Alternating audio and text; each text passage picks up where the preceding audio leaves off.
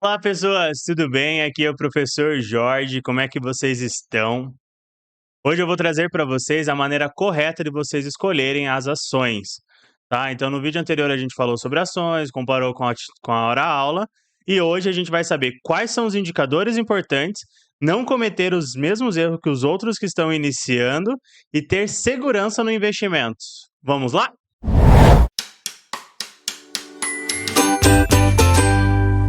Faremos esse vídeo dividido em 3 partes, certo? Vamos começar a nossa primeira etapa.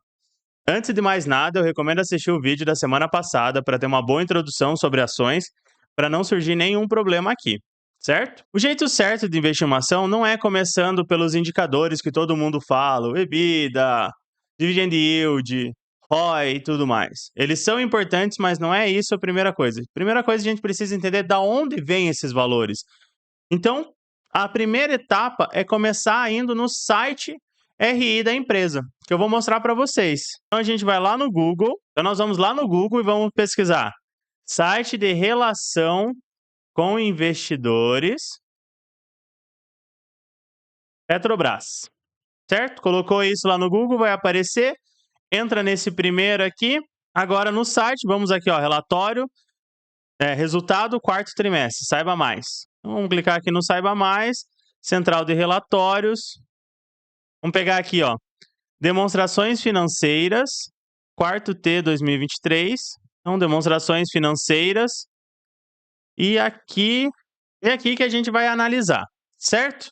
Então, nesse arquivo aqui, tem muitas informações que são importantes para nós. Eu vou trazer um aqui que eu já marquei para facilitar para nós, certo? Então, aqui, como primeira etapa, nós vamos observar o balanço patrimonial. E aqui tá, ó, exercícios findos em 31 de dezembro, em milhões de reais. Isso aqui é importante para nós, ó, em milhões de reais. Por quê? Porque é a etapa e os valores que representam. Então, aqui nessa primeira linha, a gente tem... Aqui nessa primeira linha, nós temos 61 bilhões de reais, porque é 61.613 milhões, certo? Então, vamos aqui, ó. Nessa linha que está em amarelo, nós temos os ativos. Então, todo esse bloco aqui são de ativos financeiros da Petrobras. Esse item, ativo circulante. O que é um ativo circulante ou um passivo circulante? Né? São aqueles que têm potencial de gerar dinheiro em até um ano, tá? Até 12 meses. Então, esses aqui são o potencial que a empresa tem de gerar dinheiro em até 12 meses com os seus ativos. Então, aqui vocês podem ver, ó, caixa, equivalentes de caixa, títulos, contas a receber, estoque, imposto de renda, imposto e contribuições e outros ativos. Aí tem os ativos não circulantes, que é tudo aquilo que pode ser gerado dinheiro, mas leva mais tempo, sempre maior que 12 meses. E aqui existem diversas possibilidades também. E aqui nós temos a linha do total do ativo. Então, todos os ativos, juntando os ativos circulantes e os não circulantes, temos um total de 1 trilhão de reais. E aí, na sequência, aqui nesse mesmo relatório, nós temos os passivos, com a mesma lógica, né? Passivo circulante e passivo não circulante. E aqui embaixo uma informação importante para nós, o nosso patrimônio líquido da empresa. Então, descontado tudo, aqui nós temos o patrimônio, não é lucro, patrimônio líquido. Continuamos descendo, vamos ver aqui as receitas de venda, o lucro antes do resultado financeiro, participações e imposto. Então, aqui tem o lucro, né, 190 bilhões. Isso aqui, ó, consolidado do ano passado foi melhor, né, do ano retrasado, porque esse aqui é o relatório de 2023. E aqui nós temos, ó, lucro líquido do exercício. Essa é uma informação bem importante, porque aqui depois de descontarem tudo, nós temos a porcentagem do lucro, certo? Então isso aqui é importante para nós. Vamos descendo. Daí aqui na sequência nós temos a continuação do lucro líquido, que está sendo distribuído. E vamos descendo mais, e aqui nós temos os fluxos de caixas, que aqui é para quem entende de contabilidade, é bem interessante.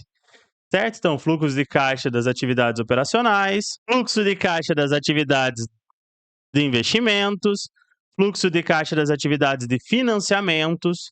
Então, tem toda a parte aqui. Essa aqui é uma linha interessante, essa linha aqui, ó, dividendos pagos a acionistas da Petrobras em 2023, né, o total. E caixa e equivalentes de caixa no fim do exercício. Então, aqui tem algumas informações importantes para nós. Se continuarmos descendo, temos aqui dividendos e juros de capital próprio pagos pela empresa. Daí é só pegar esse valor e dividir pela quantidade de ações que existem no mercado. E se eu descer ainda mais, tem mais informações aqui nesse relatório. Então, o nome desse relatório, caso vocês forem pesquisar forte, é Demonstração de Resultados da Empresa, certo? DRE.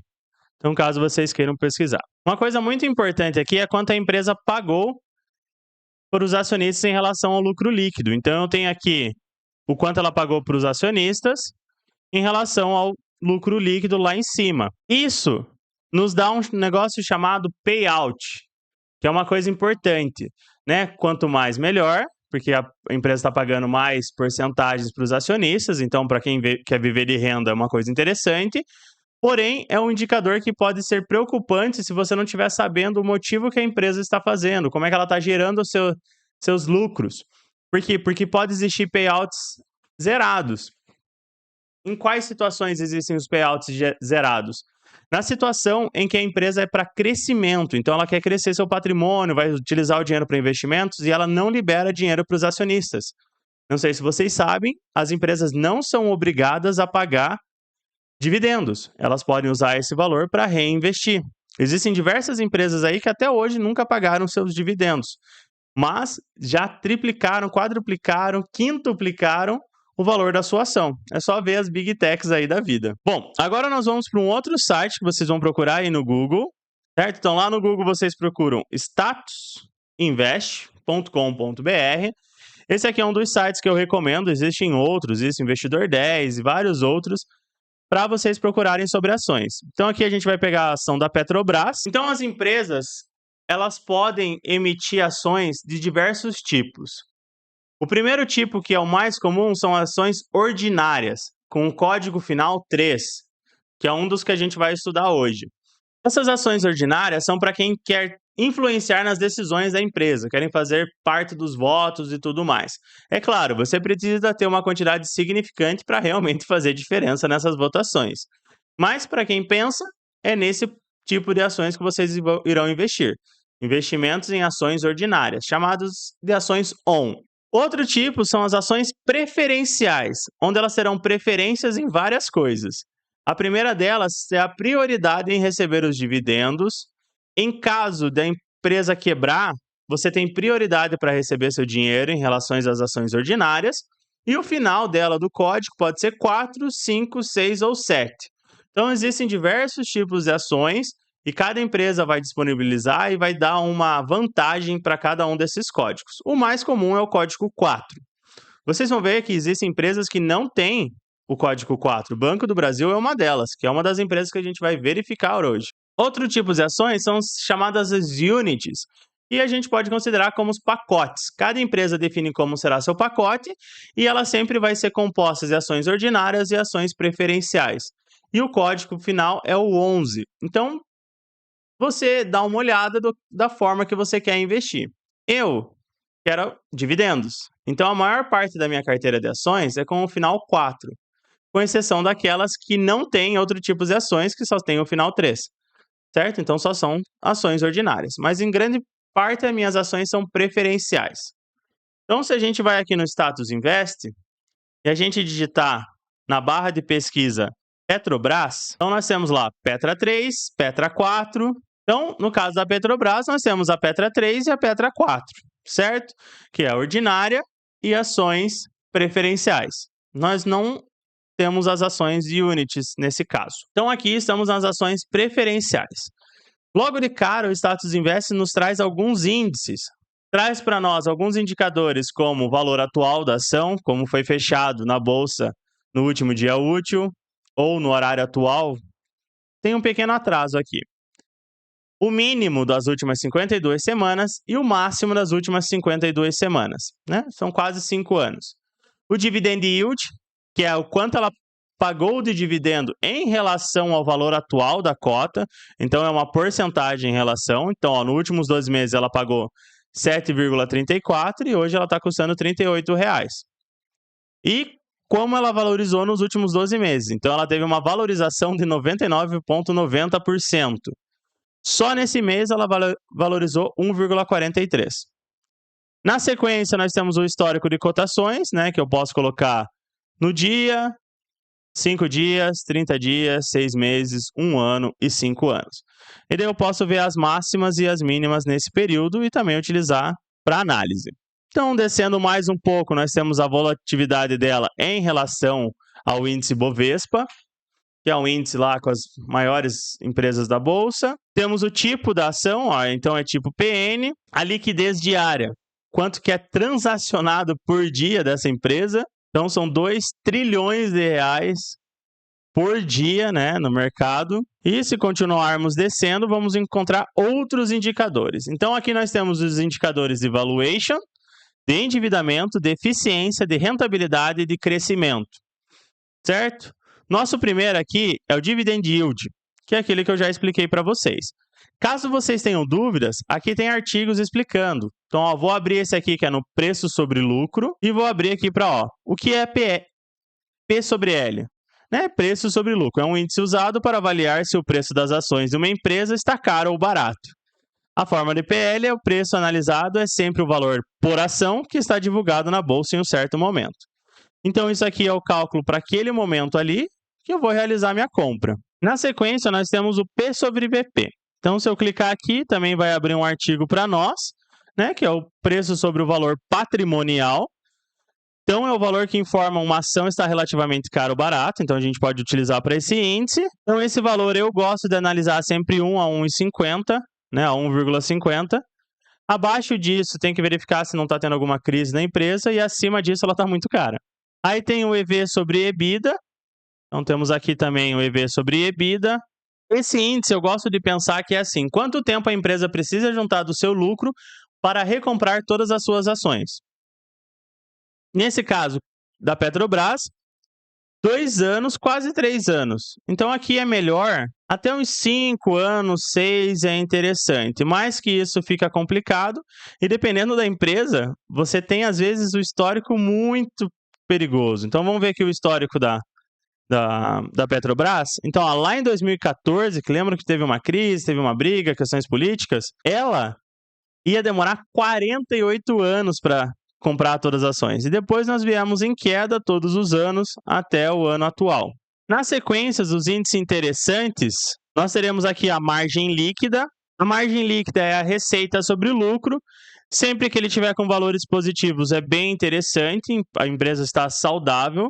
E se tiver com valores negativos, ela pode estar com prejuízo. E o último indicador que nós veremos aqui é o ROI, que é o retorno sobre patrimônio líquido, certo?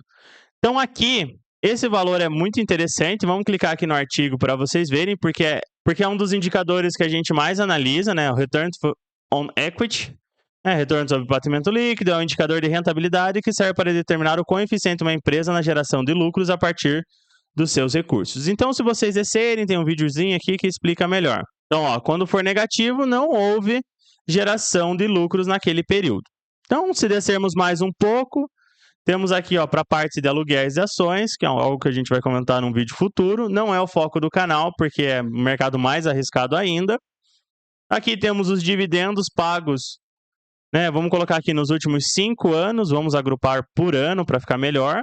Então, ó, no 2021 pagou 5,65. 2022, que foi uma das épocas que mais soltou dinheiro, porque era a época da eleição e o governo anterior precisava de dinheiro. 2023, 7, e por enquanto agora só em 2024 ela já pagou R$1 e quase 10 centavos. Então aqui eu consigo ver a Datacom, né? Lembro que a Datacom é a data que, se as pessoas tiverem ações até essa data, irão receber o pagamento nessa outra data. Então é a data limite ali para ter as ações, que é quando eles anunciam normalmente. E se eu continuar descendo, aqui eu tenho o payout, que é aquilo que eu falei para vocês, né? O retorno dos proventos e do lucro líquido. Aqui nós temos a 61% em 2023. Então é um retorno excelente, né? 61% de tudo que ela lucrou, ela pagou em dividendos. Lembrando que isso é preocupante, ó. Nesse caso ela pagou 152% de payout, significa que a empresa não vai ter dinheiro para investimentos. E isso é um problema. Então, se você pensar que a empresa pagou muitos dividendos, muito acima, ela não vai investir, consequentemente, ela não vai gerar um lucro maior no ano seguinte e não haverá crescimento. Então, tem que ficar muito atento a essa parte do payout. E descendo aqui, eu tenho acesso também ao patrimônio líquido da empresa, os ativos, ativos circulantes, dívida bruta, disponibilidade, né, o número de papéis. Olha quantos papéis tem da Petrobras, então é na casa dos trilhões. Então, veja a quantidade de papéis, então é na casa dos bilhões, né? São 13 bilhões, 44 milhões, 496.930 papéis. Nesse estilo aqui, na Petra Preferencial, Petra 4. E se eu descer mais, tenho mais algumas possibilidades, a quantidade de acionistas, ó, são quase 860 mil pessoas físicas, tem pessoas jurídicas também, quase 6 mil, né, as posições acionárias da Petrobras, e tem todas as partes aqui do Conselho de Administração, DRE da Petrobras, para a gente analisar. Eu consigo ter acesso também àquele arquivo que a gente trabalhou junto. Então tem bastante coisinha aqui que dá para analisar e dá para fazer um vídeo bem completo só analisando. Beleza? Bom, pessoal, se vocês gostaram do vídeo até aqui, se inscrevam no canal, deem um joinha e comentem aí embaixo se eu estou no caminho certo. Se é assim que analisa uma ação segundo o teu ponto de vista. E se não for, como é que você faz? Explica para nós e nos ajuda a ter outras visões de como analisar uma ação. Agora, já que a gente já descobriu quais indicadores, vamos para uma prática, nós vamos utilizar o Status Invest e vamos pelos pontos mais rápidos para esse vídeo aqui não ficar com 3 dias de duração. Então, nós vamos verificar duas empresas do setor bancário, né, que são o Banco do Brasil e o Banco Itaú, e duas do setor de mineração, para a gente comparar alguns indicadores, para vocês saberem se está bom, se está ruim. E antes de começarmos, eu preciso falar uma coisa para vocês. Valor da ação não quer dizer muita coisa. Um valor muito alto ou muito baixo. Esses indicadores mandam muito mais que o valor da ação. Então, às vezes, uma ação está lá 100, 100 e poucos reais, mas os indicadores dessa ação estão ótimos. Vale muito a pena pagar do que uma ação que está 3, 4 reais. E também, às vezes, os preços estão muito baixos, é porque ela teve muita oferta de ação. Então, ela teve de 1 para 10. Então, se uma ação custava 100 reais, agora vai custar 10. Porém, essa ação de 100 foi dividida em 10 ações menores. E isso multiplica a quantidade de ações da empresa. E isso é possível ser feito e volta e meia as empresas fazem também. E principalmente para captar dinheiro para investimentos ou qualquer outro assunto. Vamos lá, novamente vamos utilizar o site do Status Invest. Eu já deixei aberto aqui para nós analisarmos. Então, aqui temos lado a lado, então, ó, o valor atual das duas. Né? Banco Itaú, R$ 32,69. Banco do Brasil, R$ 54,00. Temos as mínimas, as máximas. Ó, a valorização nos últimos 12 meses. O Banco do Brasil valorizou mais, né? Valorizou 22% a mais que o Banco Itaú. Pagou praticamente 1% a mais de dividend yield. Né? E esse, em comparação com o valor atual, é muito alto. Né? O valor bruto do dividend yield é muito alto. E vamos continuar descendo, ó. Aqui a gente consegue ver a diferença, tipo ON e tipo PN, né? Ordinário e preferencial. Vamos descer mais um pouco. E aqui a gente começa a analisar. Ó, patrimônio, né? O preço sobre lucro. O do Itaú está maior, então é uma coisa a gente reparar. O EBITDA do Itaú existe, o do Banco do Brasil não é mensurado. O preço por ativo, o preço sobre o valor patrimonial, então também temos aqui. Então reparem que o Itaú está maior. A gente consegue ter essas análises e pensar. Então, os indicadores de eficiência, ó, a margem líquida é maior no Banco do Brasil. O ROI do Banco do Brasil também é maior. Agora vamos descer um pouco mais. Aqui. Lembrando que o Banco do Brasil é uma empresa estatal. O Banco Itaú é uma empresa de capital aberto, é uma empresa privada, né? Por mais que tenha vários programas. Então, aqui nós temos os dividendos. Vamos descer aqui para o payout. Então, reparem aqui no payout. Ó, o Banco Itaú pagou bastante o payout nos últimos 5 anos. né? O valor atual está de 63, o valor atual do Banco do Brasil 42, a média do Banco do Brasil é 37, a média do Banco Itaú é 44. Então, se eu continuar descendo, aqui nós temos mais os nossos últimos indicadores.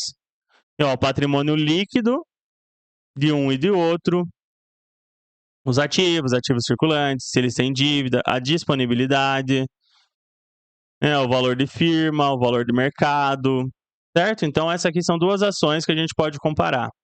Qual que é melhor? Distribuir o dinheiro nas duas. Mas, entre as duas, hoje eu compraria o Banco do Brasil. Mas lembrando que isso aqui não é uma indicação, tá? Isso fica você analisando os resultados e ver o que você compraria. Não quero só voltar aqui num indicador que a gente pulou, aqui, da volatilidade. Ó, o Banco do Brasil está mais volátil que o Banco Itaú. Então, quanto maior essa pontuação, mais volátil ele está em relação ao Ibovespa. E ó, reparem que tem uma pequena diferença aqui, então existem alguns outros critérios. Agora vamos para a nossa segunda comparação para vocês verem. Vamos colocar para cá a Vale e a Semin. Então, reparem aqui. Essa tem um valor absurdo de diferença, né? Quase 11 vezes a mais. Então, o valor atual da Vale é R$ 59,71. Já da Semin é R$ 5,11. Então, nós temos aqui, ó, a variação das ações, muito próximo o gráfico delas. Elas tiveram um problema aí recentemente em relação ao minério de ferro, então, que atrapalhou um pouco o mercado dessas duas empresas. Então, se nós descermos um pouco mais aqui, então, ó, nesse caso, as duas são do tipo ordinária, né? A liquidez média diária, olha quão mais fácil é vender a Vale do que a Semin. Por mais que a Semin tenha valores impressionantes, né? 49 milhões, aqui é 1 bilhão de reais comerciados ao dia, né? Uma média diária. Então é muita coisa. Ó, só em aberto as opções são 1.096 contra 102 da Semin. Isso é um ponto também que deve ficar muito de olho. Por quê? Porque se eu quiser vender as ações, eu tenho que ficar esperto. Então, reparem aqui, ó, preço sobre lucro, que é o valor da ação dividido pelo lucro por ação. Então, reparem que aqui, ó, é quanto o mercado está disposto a pagar pela empresa. O da Semin, então, está mais elevado. Então, aqui, né, nós temos o P sobre L, o preço sobre lucro, que ó, o mercado está disposto a pagar mais pela Semin do que pela Vale. O EV sobre EBITDA, então ó, no Semin não consta aqui. O preço sobre valor patrimonial, então aqui está num preço bom, a Semin está um pouco cara, no meu ponto de vista. Então, aqui a gente pode observar que a Semin está um pouquinho cara, né? E mais que a gente avalia aqui? O preço do ativo, ó, a dívida líquida nas duas, então está negativo aqui. A margem líquida, ó, 17%, a Vale teve uma margem líquida de 23%, bem mais interessante. O ROI. O ROI das duas está próximo, né? Uma margem de erro ali, 2 pontos percentuais. Então é interessante também. Vamos olhar lá. Agora analisamos o payout das empresas. Ó, o payout delas está bem interessante também. Mas ó, tá abaixo no último ano. Ó, teve um ano que ela pagou muito.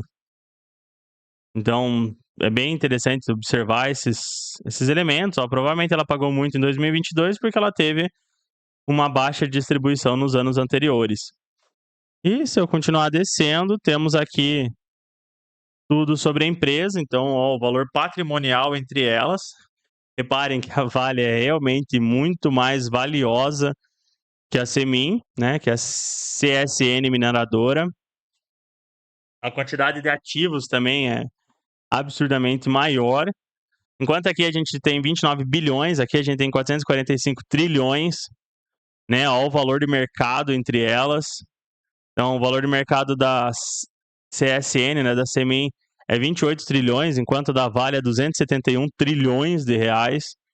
É uma quantidade absurda. E daí mais algumas reportagens, algumas notícias e a quantidade de acionistas aqui da empresa. Então, reparem que aqui tem menos acionistas nos 2 pontos, né, a Semin e as posições acionárias da Semin e tudo mais, certo? Então, pessoal, certo, pessoal? Agora a gente já comparou, vocês podem dizer aí nos comentários quais ações vocês comprariam, se compraria Banco do Brasil ou Itaú, se compraria CSN Mineradora ou a Vale. E muito obrigado por assistir esse vídeo. Se você gostou, continue conosco sempre nas segundas e quintas-feiras, às 11 horas da manhã. E um grande abraço e assista esse vídeo aqui que você vai adorar. Tchau, tchau!